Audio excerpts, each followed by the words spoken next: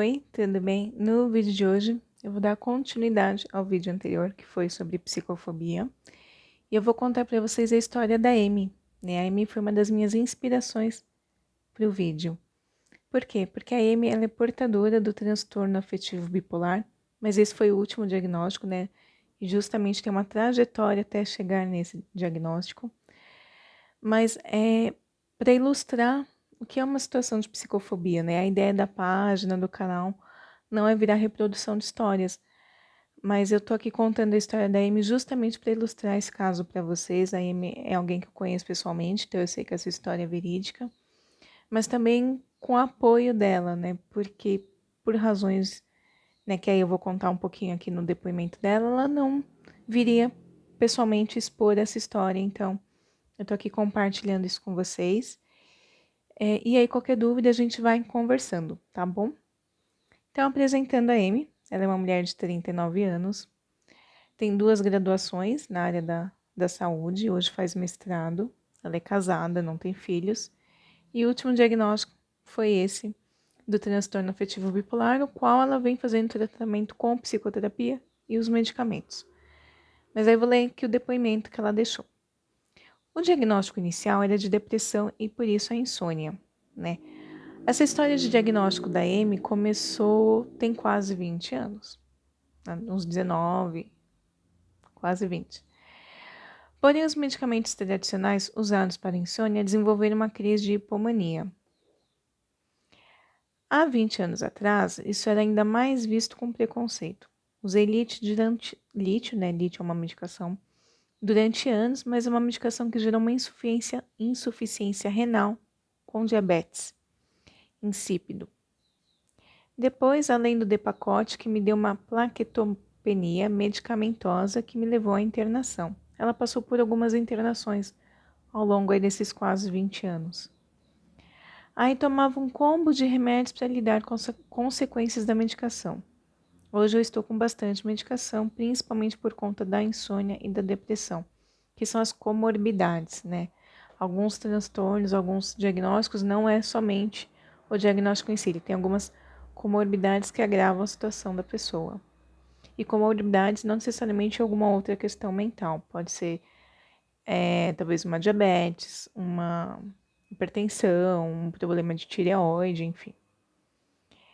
Por conta da crise do ano passado, a medicação atual tem a quetiapina, trazodona, Stilnox e Valium. E é o que está me confortando, né? Além da psicoterapia que ela vem fazendo. Ao mesmo tempo, morro de medo, porque acho que o médico vai querer diminuir a medicação e não me sinto confortável para isso. É um sofrimento porque médico de convênio não conversa e te atende em 2 minutos. E às vezes não fica claro qual foi a conduta dele. E como você só volta após o mês, se você tiver, né, vim tendo muita dificuldade nesse período com a medicação, você não tem uma reavaliação, não tem um canal de contato direto com esse médico. Você precisa esperar mais um mês para passar por ele novamente. E aqui ela fala, né, isso é um pouquinho, né, da história dela.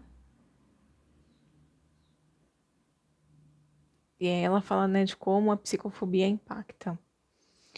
Primeiro diagnóstico tem toda a dificuldade de achar um tratamento adequado, né? Isso até você fechar o diagnóstico, porque como as questões mentais elas não são vistas de imediato, tem um processo até você fechar o diagnóstico correto.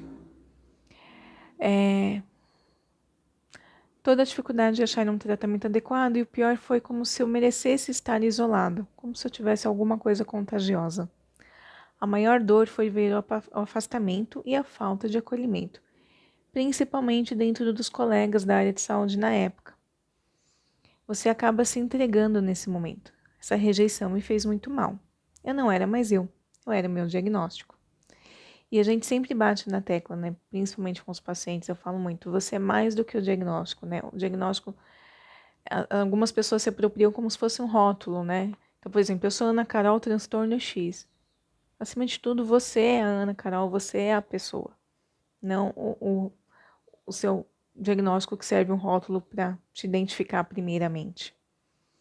Não identifico, né, isso dizendo por que ela não vem aqui falar, porque isso me atrapalharia na busca de um emprego. Eu demorei muito tempo a entender e a compreender que o médico não pode só receitar, que como paciente eu tinha que participar das decisões do meu tratamento e que existia a lei do meu diagnóstico.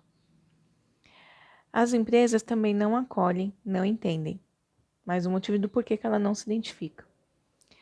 Porque se a gente vai em uma entrevista e fala que tem diabetes, tudo bem. Mas se você tem um transtorno mental, você não é mais útil ou produtivo. E o pior do transtorno mental é porque, diferente de um câncer, não vai aparecer em uma imagem ou em exames de sangue ou outras doenças do tipo. E o pior do transtorno mental é porque, diferente.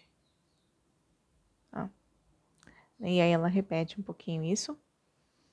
O transtorno mental, emocional, ele não sangra. Ele não é levado em conta. Mas ninguém sabe quanto dói na gente. E dói mais ainda, né, o medo de se expor e perder tudo que você tem. Tentei buscar apoio na religião, não vou citar qual é a religião dela, mas as comunidades religiosas também não dão suporte. Me falaram que a cura vem de Deus, que eu não precisava dos remédios. Participo de um grupo de pessoas com transtorno afetivo bipolar. Depois eu faço um outro postzinho explicando sobre isso, tá? É o único lugar onde essas pessoas podem falar de verdade. Elas também não têm escuta do médico quando vão fazer um acompanhamento da medicação, não tem respaldo do governo. Tem medicações que são muito caras. E também é difícil o atendimento porque o médico do convênio, que é o caso dela, ela passa no acompanhamento do convênio dela, as consultas duram 5 minutos, não tem conversa, não tem nenhum acompanhamento adequado. E aquilo que eu aprendi na psicossomática, né? É importante a anamnese, a história da pessoa, por uma compreensão total do quadro de saúde dela, né? Afinal, somos seres biopsicossociais. Eu só não fiz um trabalho nesse sentido, né, de vir aqui falar sobre psicofobia, né, sobre o transtorno dela, a história dela, porque acredite, ainda tenho medo de ser julgada pelo meu diagnóstico e que isso me fecharia portas de emprego. Então era um pouquinho disso que eu queria compartilhar com vocês hoje. Espero que curtam, espero que gostem. Obrigada, tchau.